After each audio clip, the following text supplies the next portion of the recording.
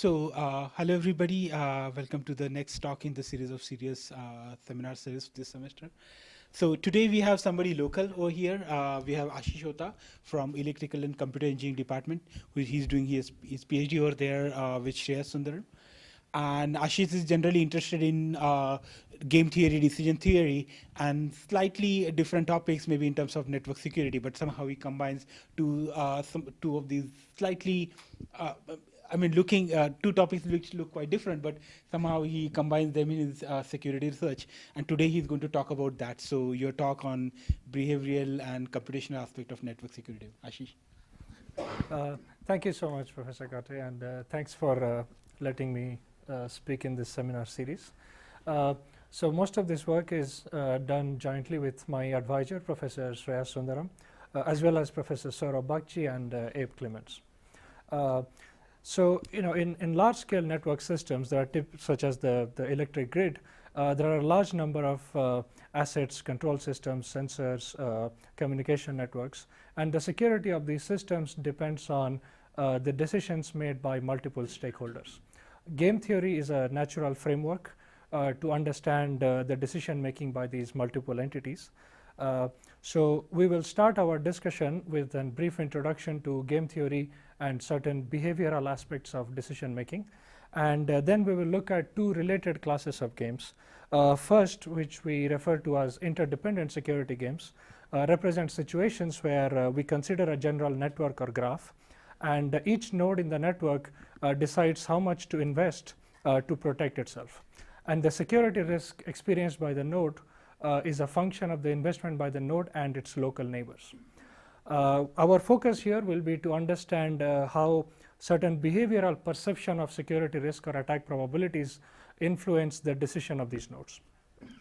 In the second part, we will look at a more general class of games where a defender potentially cares about protecting multiple nodes in the network, and the attacks propagate throughout the network instead of just being local in the previous case. So let's start with a brief introduction to game theory. So game theory represents situations where we want to understand how multiple agents make decisions. So let's consider a general setting with n agents. These are also referred to as players in the game theory literature, and each player chooses a strategy to maximize its utility. Okay. So let's say that we represent the strategy of a player I as little xi and let it be drawn from a set big xi, and the utility of player I is given by a function ui which depends on its strategy xi as well as the strategies of other entities. Okay. So for example, let's say that I have a computer. I am trying to decide whether or not to purchase an antivirus, and let's say that I communicate with your computer and you have certain access to certain files in my system. So if I protect or if I buy an antivirus and you don't, then a virus can infect your system and in turn infect my system. So my utility defined in terms of whether or not I get infected by a virus depends not only on whether I purchase antivirus but also whether you are purchasing antivirus. So that introduces a game, that is my utility is a function of my action as well as your actions. Okay. So how do we reason about these type of multi-agent settings? So the idea is that this leads to the notion of Nash equilibrium. So Nash equilibrium is a strategy profile. Let's say that player 1 chooses x1 star, player 2 chooses x2 star, and so on. And this profile constitutes a Nash equilibrium if for a given player I and for any other strategy yi within its set of feasible strategies, the utility of the player evaluated at yi is less than or equal to the utility of the player if it has chosen xi star, given that all other entities choose their Nash equilibrium strategies, right? So in other words, if every other player decides to act according to their Nash equilibrium, then a given player I cannot improve its utility by choosing any other action other than its Nash equilibrium action. So that's why if every player is at the Nash equilibrium, no player has any incentive to unilaterally pick a different strategy. So that's why it's referred to as an equilibrium. Okay. So clearly a strategy profile, whether or not it ends up being a Nash equilibrium, depends very critically on how these utilities are defined, right? So so this leads us to this to the realm of decision theory, which tells us how to define utilities, and in particular how the utilities are defined in the presence of risk. That is, when the outcomes are not certain. And this often ends up being the case in cybersecurity domain. So I can choose whether or not to buy antivirus or invest to secure my system, but it's not certain whether I will be getting attacked or not. So that is subject to probabilities. Okay.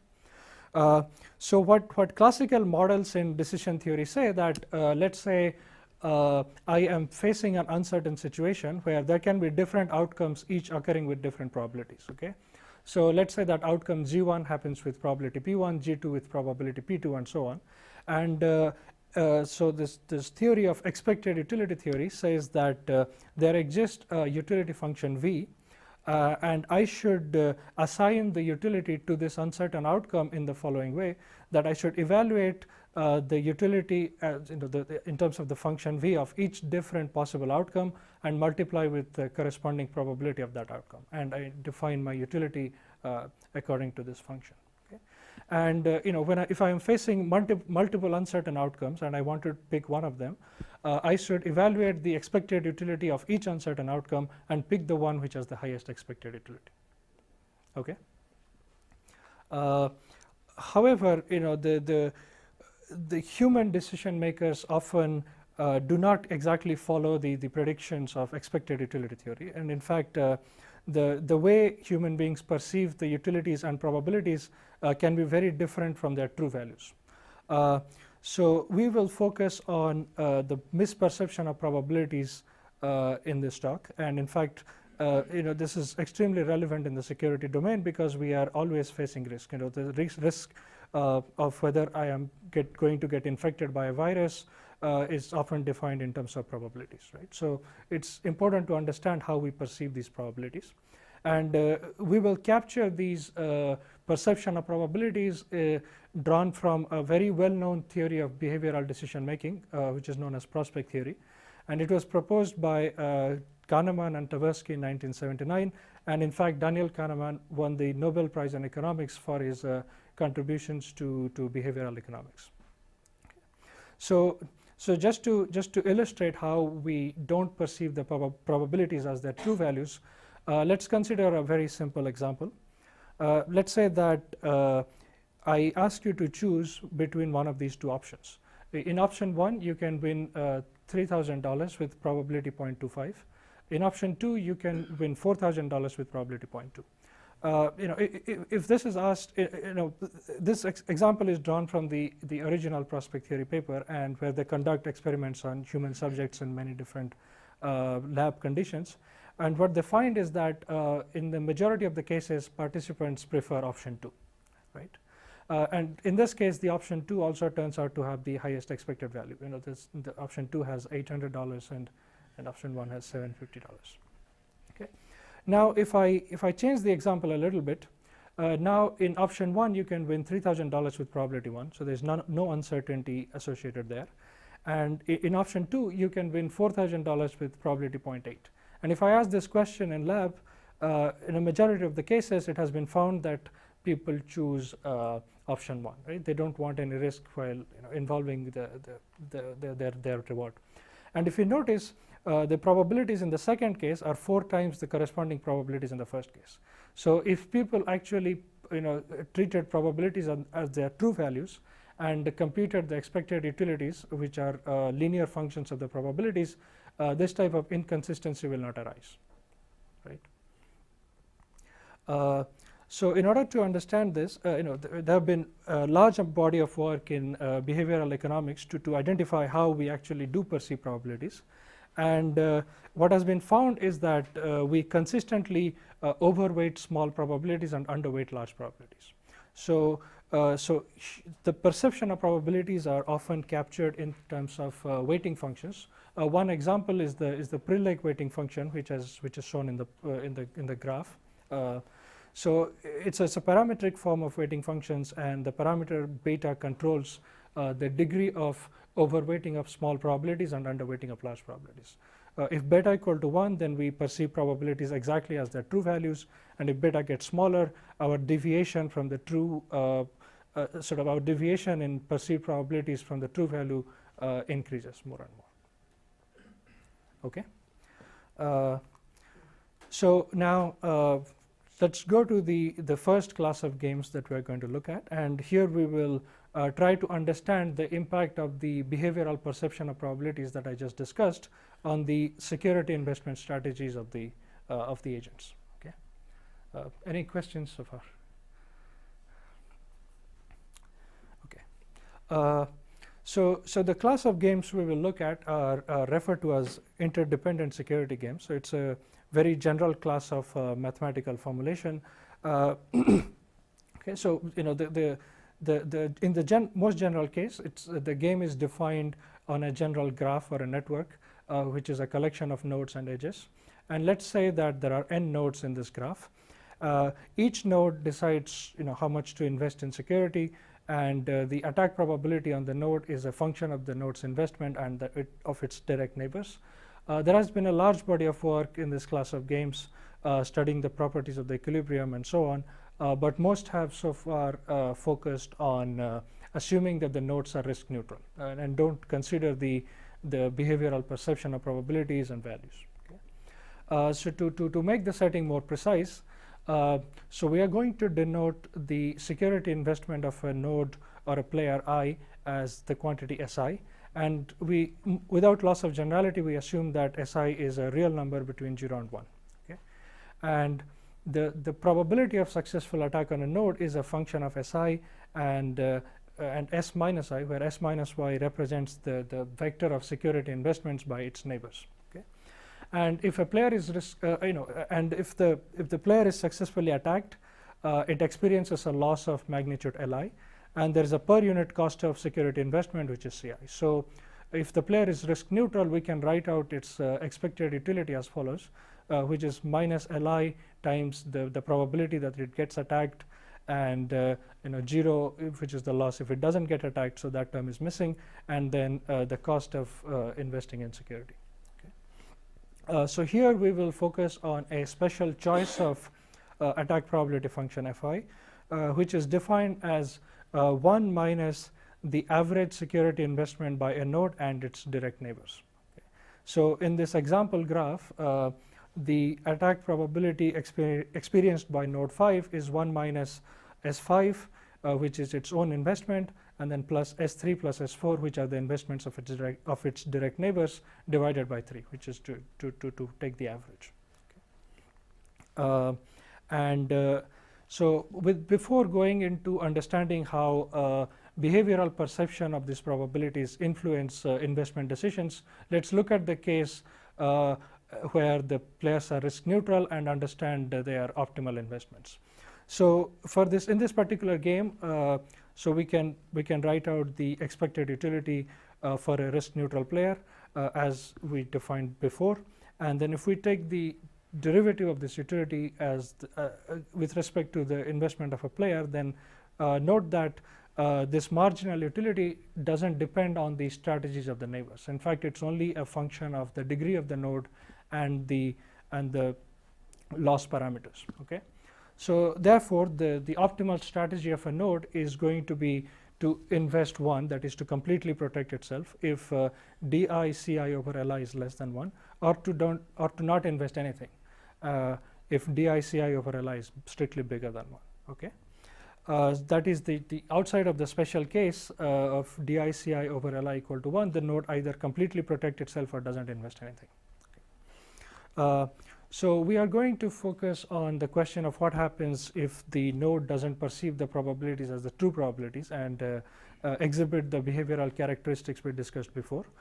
So in particular, we will try to understand, does there exist a pure Nash equilibrium in this class of games? How does the investments and the equilibrium security risks depend on the properties of the weighting function, and how do these quantities depend on the structure of the network?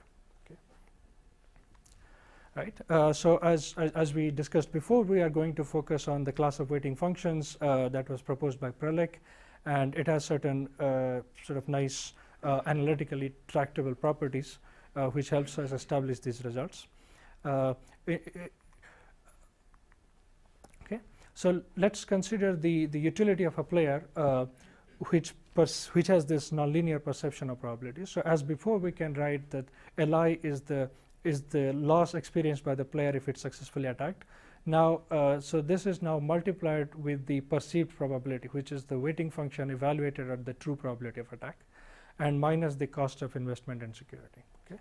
So now, if we take the derivative of this weighting function with respect to the investment of the player, it now depends on the investment of the player, that of its neighbors, as well as the other parameters.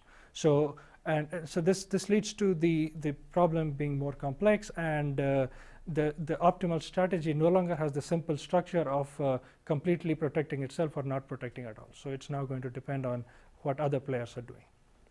Okay. What we have been able to show is that under certain technical assumptions, there exists a pure Nash equilibrium in this class of games. And in fact, this existence result holds even when the players have different degrees of different weighting functions. That is, each player can have a different degree to which they deviate from true perception of probabilities. And there will still exist a pure Nash equilibrium if these conditions are satisfied. And these are satisfied when the degree of a node is not too small. Okay. Right. So having said that, so how does the equilibrium compare with the case without any sort of probability weighting, that is when the players are completely risk neutral?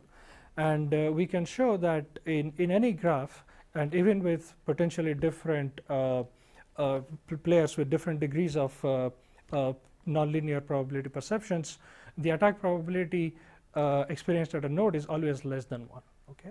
While note that under certain parametric regimes, in the case with risk neutral players, there did exist equilibrium which was completely unprotected, right?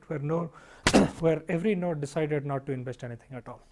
And this is true because the property that human beings underweight large probabilities. Okay. So let's say we start with a situation where no player has invested anything, and I am experiencing a attack probability which is 1. Okay. So if I underweight the large probabilities and I decide to invest a small amount, then my true attack probability decreases by a small amount, but I perceive that decrease to be much larger. Okay. So therefore, while if I were risk neutral, I would not make that investment because the true decrease in attack probability is small. Me being behavioral incentivizes me to make that investment. Therefore, with these behavioral users, in any graph, there doesn't exist any Nash equilibrium where the attack probability of the nodes is equal to 1. Okay.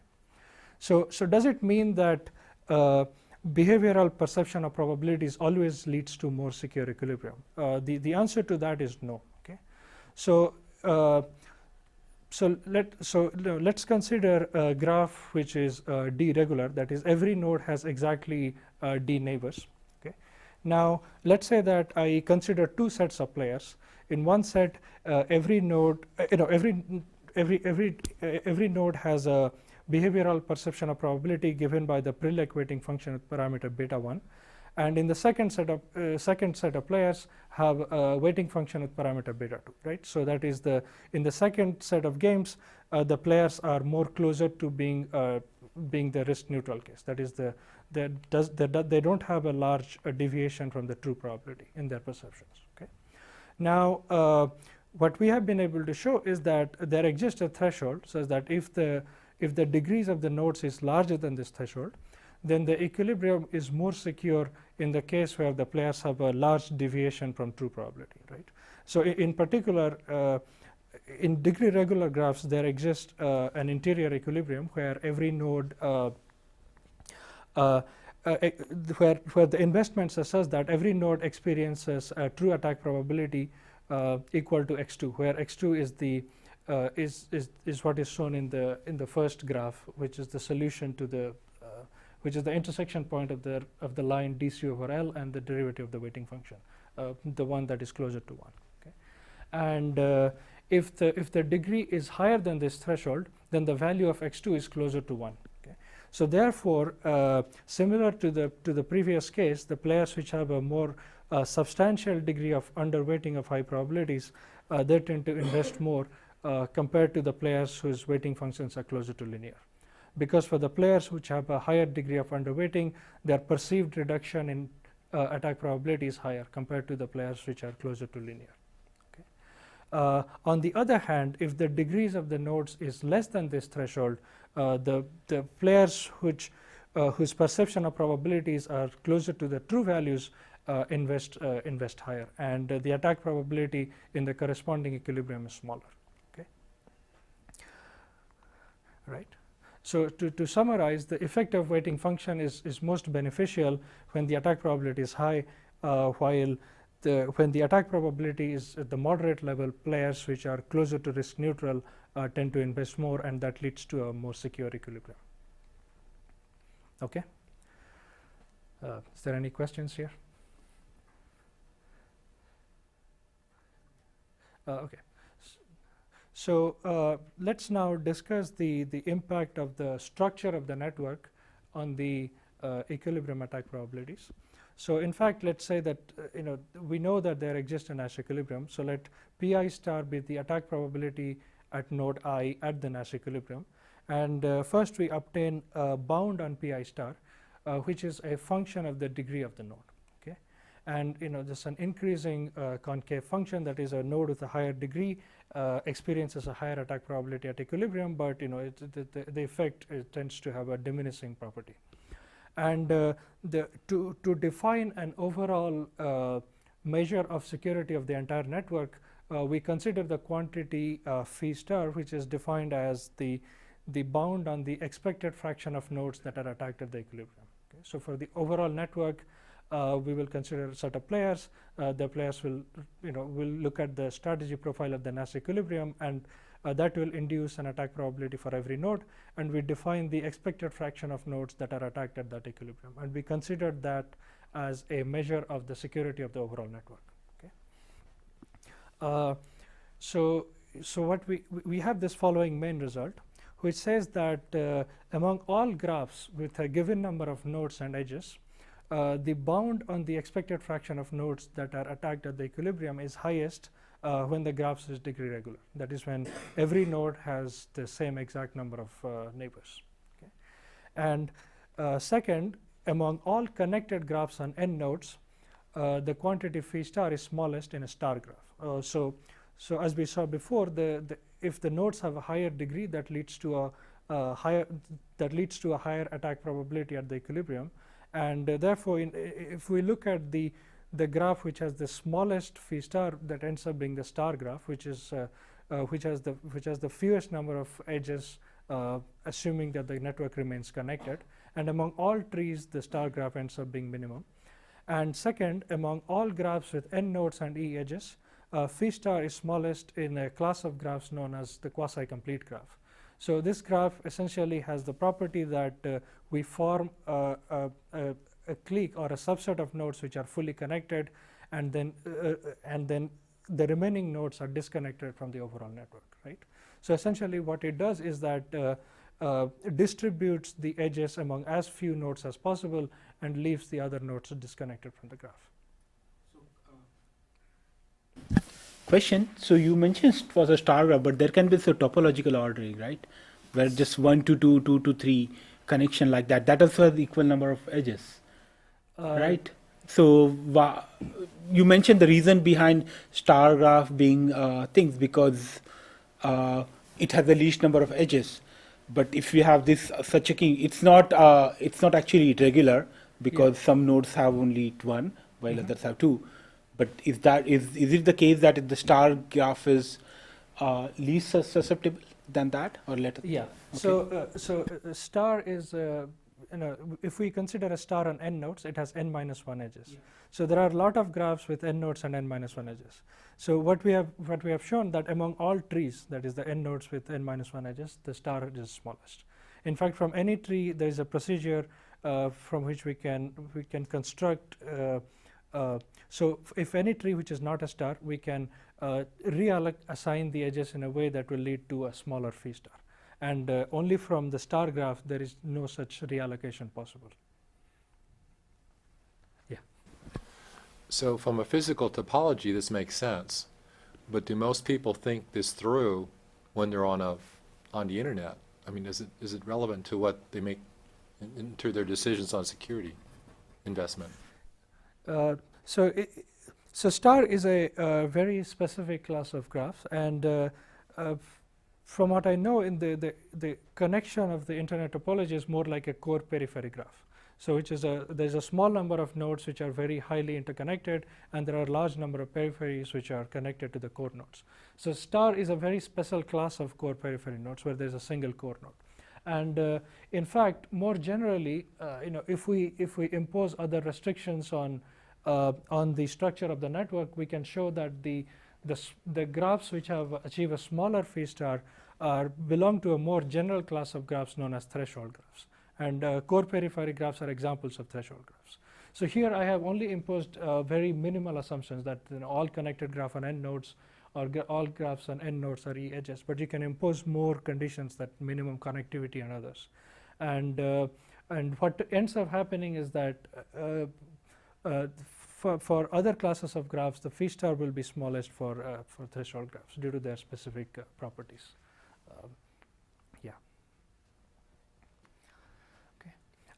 So to summarize the discussion in this section, we showed that if we incorporate the behavioral perception of probabilities, it gives rise to a more richer class of Nash equilibrium compared to the case with only risk neutral players. And the benefits of these weighting functions in terms of incentivizing agents to invest more or leading to smaller attack probability is highest when the attack probability is quite high or the network is sufficiently dense. And optimal networks tend to be graphs which assign edges to few nodes as possible and leave a lot of other nodes potentially disconnected. Okay. So let's go to the second part of this talk, and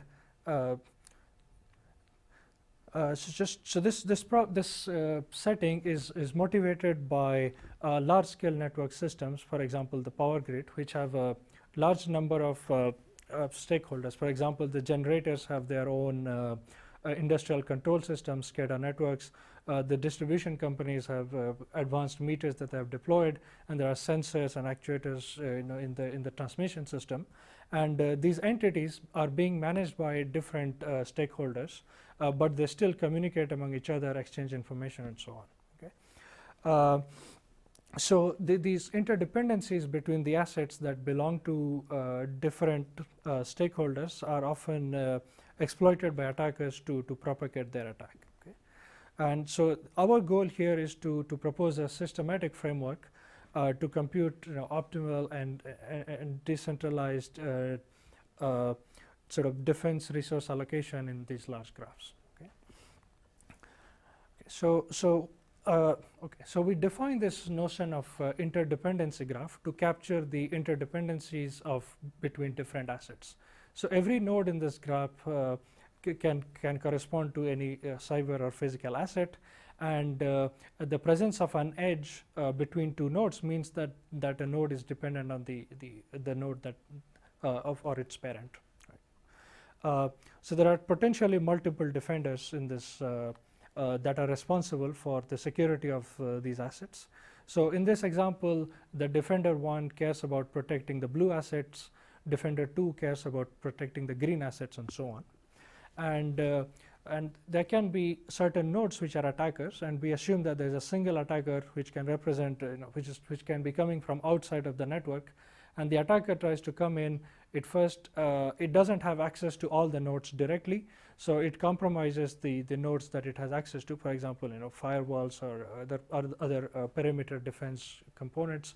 And then once it has successfully compromised a node, it can look at the other nodes that depend on this node to launch their attacks, right? So if there is an edge between nodes UI and UJ, and UI is compromised, then the attacker can launch an attack on UJ because through this link UI UJ. Okay.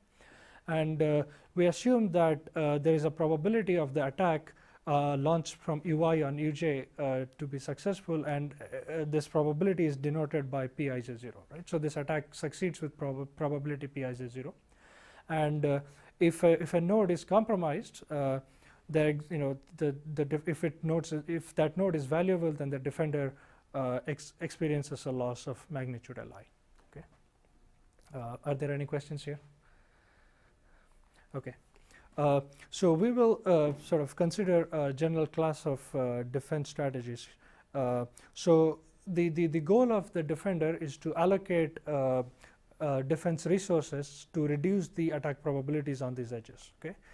So we denote by xijk the defense resource allocated on edge uiuj by defender k. And multiple defenders can potentially assign resources on the same edge. If there is an edge which is valuable to multiple defenders, they can collaborate and defend it directly. And the probability of the attack being successful on an edge under this defense allocation is the probability of attack without any defense multiplied by the function exponential function the exp of minus of the sum of the defense allocation by all the defenders on that edge. Okay. So what this means is that so for any finite defense resource allocation on a given edge, the attack probability never completely becomes 0. Okay. So it starts decreasing as the total defense allocation increases, but it still remains non-zero for any finite investment. And we can also impose other restrictions, for example, that the total defense resource available to a defender is subject to a budget constraint. So more generally, we can also define that restrict which edges can be defended by which defender, and we can also look at the case where the defense resource that is being allocated to multiple edges can be correlated. But let's focus on the special case where the defense resource allocated on every edge is independent. Okay. Now, how do we define the probability of attack on an asset? Okay. So let's say that we consider the node as an asset. There are multiple paths from the attacker to this node, and for a given path, the probability of attack on this node is the product of probabilities of attacks being successful of each of the edges that are in that path. Okay. And we define the cost function for a defender as follows. So note that each defender cares about protecting multiple assets. So for every asset that it controls or it cares about, we look at the magnitude of loss that the defender experiences if that asset is attacked, and we multiply it with the probability of attack on that node via the path which has the highest probability of attack. That is, we are implicitly assuming that there is a strategic attacker, and for every node it targets, it picks the path which has the highest probability of attack, and the defender is trying to minimize the expected cost subject to this path with the highest probability of attack. Maybe I missed it, but is the attacker knows where all defenders are sitting? Sorry, does the attacker know? Does the attacker know where all the defenders are sitting on the network? Because you mentioned he's a strategic attacker. Yeah. So what we so in what we are trying to capture here is the following. Okay. So so typically there is not a single attacker. There are different attackers. There are a large number of attackers who are trying to attack different components of value, and the defender has a certain number of nodes that it cares about. So, but it doesn't know which one is being attacked by which attacker, but it still has to assign the defense resources to protect each of these assets. So for every asset, it has to define the risk of that asset, and what we have assumed is that it defines that risk in a worst case manner, that it thinks that, okay, so let's say that this asset is being attacked by a strategic attacker, and what will a strategic attacker do? Let's say that it has all the information to assume the worst case, and then if it has all the information, it's going to pick the path which has the highest probability of successful attack. So that is what motivated us to pick this specific form of expected cost for the defender. Okay, thanks. So when you say a strategic attacker, does that imply that he's already mapped the battle space in this sense and figured out the weak points of the different networks and devices? Yes. So usually it is hard for a defender to know how much information the attacker has. But if the defender is trying to defend against worst case attack, it's a good assumption to make that the attacker has already mapped out the network. So in order to defend against these worst case attacks, we have defined the cost function of a defender in this manner. Okay. So the questions we will consider here is that, again, as before, does there exist a pure Nash equilibrium in the game between multiple defenders? How does a defender compute the optimal defense strategy, even assuming it knows the defense strategies of others? And how does the total expected cost of all the defenders at the Nash equilibrium compared to the case when there is a central authority which is defending all the assets in the network on behalf of every defender? Okay.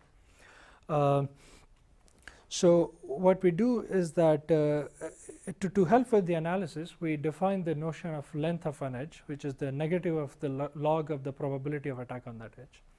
And under a given defense allocation, what it ends up being is that the length of an edge is equal to the sum of the length without any attack probability and the sum of defense allocation of all the players. So this helps us sort of uncover some important properties of the cost functions. In particular, the cost function defined before is now convex in the strategies of the corresponding defender if I hold the defense allocations of other defenders fixed. Okay. And as a result, this game among multiple defenders has a pure Nash equilibrium because this class of games belong to a well-known class of games known as concave games, which have already been shown to have pure Nash equilibrium. So now, an equilibrium exists, but from the perspective of the defender, it's important to find the optimal defense allocation given the set of allocation of other defenders. And we have shown that finding this optimal defense allocation, also known as the best response of a defender, can be computed by solving a convex optimization problem. And similarly, a central authority, which is assigning defense resources to all the edges on behalf of every defender, can find the optimal defense allocation by solving a convex optimization problem. So but this, what it means is that convex problems in continuous optimization tend to be ones which are sort of more efficient to solve, and there are well-known solvers available that you can use to solve it. And even for large networks, it's easier to find the globally optimal solution. So this result is really helpful from a computational perspective. Okay. So in the previous case, we showed that for a given defense allocation by other defenders, a single defender can find its defense allocation by solving the convex problem, but that still doesn't give us the Nash equilibrium. So in order to find the Nash equilibrium, what we do is that we start with any random defense allocation by the defenders, then we pick a defender, find its optimal defense strategy, go to the next defender, find its optimal defense strategy given the new defense allocation of the previous player, and this process converges in the class of games we looked at. We don't have a result of convergence to the Nash equilibrium in the most general case, but what we have shown is that the case where each player only controls or only cares about one node, there is a direct way to find the Nash equilibrium. Okay. So before concluding it, I will show a very simple example. So we consider a SCADA network. So this is motivated by the design documents from NIST, which shows how the topology of industrial control systems. And so in the example here, there are two control subsystems, and there are certain interdependencies between them. So in particular, the remote terminal units, or RTUs, are from the same vendor in both different systems. So if an attacker compromises one RTU or compromises the vendor, then it understands the system better and can use that to launch attack on other RTUs directly. So in the numerical study, our focus is to compare three quantities. The first is the social optimum, which is the total expected cost under a centralized optimal defense allocation. The second is a case where we restrict each player to only defend their portion of the network. Okay, so a defender can only defend the edges that belongs to its nodes. And in the third case, which is the joint defense, any defender can defend anywhere in the network. Okay, I can go in And if I think that you are not doing a good job with your defense or you don't have enough budget, I can go in and defend portions of the network, and that might help me because our components are interdependent on each other. Okay. So the plot here shows the how these three quantities compare with each other. So the x-axis shows the budget of player 1. We assume that the total budget is fixed at 20 for the left graph, and if the budget of player 1 is say 5, the budget of player 2 is 15. Okay? So because the total budget is 20, the social optimum, where the central authority assigns defense for everybody, is the same, because the central authority gets the defense budget from each player and then assigns accordingly. And what we show is that as the budget of player 1 and player 2 grows very different from each other, the case with the joint defense, that is when a player can defend anywhere in the network, leads to a smaller social cost compared to the case where the players only defend portions of their network. Okay. So the take-home point is that when the budgets are asymmetric, it might make sense for a player to assign some of its defense resources to the different player because of the interdependencies.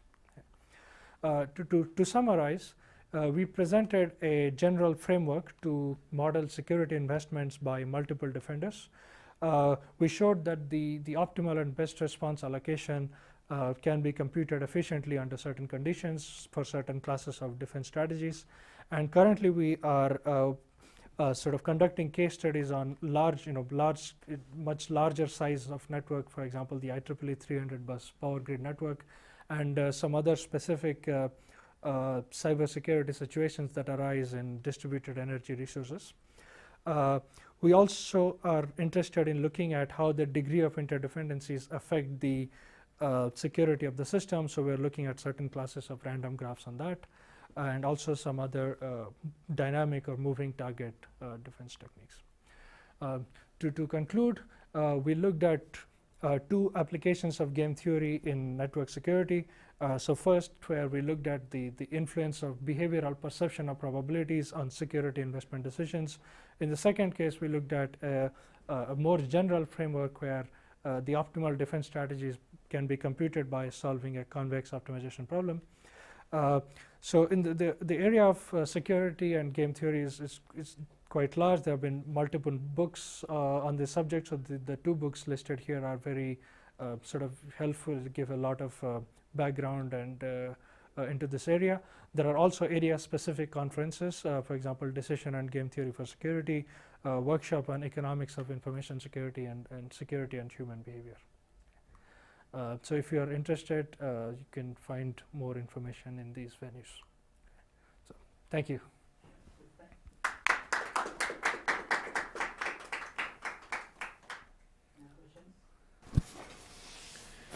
Have you actually applied some of the game theory to some of the dollars involved in the risk, consequences, and cost of security investments? Applied in the context of a more sort of managerial decision making. Well, let's pick, for example, on the electric utilities. When you look at some of the options for investing in security and the consequence of something going wrong, have you actually run numbers regarding the dollar amounts on it at all? No. So most of our work is more analytical. So we're trying to prove results and so on. But yeah. So you said that the Nash equilibrium. You said the Nash equilibrium is like calculated iteratively. So for a small network. I don't think that microphone is on. Is that on? Yeah, it's on. I don't think it's okay. Maybe you can say the question again. Yeah, just go ahead. So I was saying, so it is iterative, okay? Yeah. So in a small network, it might be okay, but in a real network where there are large number of nodes, and like each of the nodes are also different, and they get updates like every other day. So how often do you calculate the equilibrium, the Nash equilibrium. So, like, is it done every time, or like, is there a method to like calculate an optimum value and then just modify that value over time? Because you don't want to calculate it like all the time, the Nash equilibrium. Yeah. So the how many I The question first. yeah. Because they can't hear you, can you just repeat the question? Okay. The way you understand. All right. Sure. So to my understanding, I think the question is that since the calculating the Nash equilibrium is an iterative process, it can be inefficient if we need to calculate the Nash equilibrium every time there are some small changes in the network. So even though it's an iterative process, how many iteration it takes depends on the degree of interconnection. So if the networks are pretty much by themselves and there are very few interconnections, then it doesn't take many iterations to converge. So in those cases, it doesn't take too much time to compute these resources. To give a specific example, we looked at the IEEE 300 bus network and we considered every bus to be a node. And this graph has 300 nodes and around 800 edges. But the degree of interconnection is small. So the iterative process converges to a Nash equilibrium in about between 20 to 50 iterations. And every iteration, even on a small desktop computer, takes like less than a minute to find. Using a standard convex optimization solver, CVX. So, Okay. Yeah. Thanks. Any other question? Or then maybe you can just thanks. Okay. Thank you so much.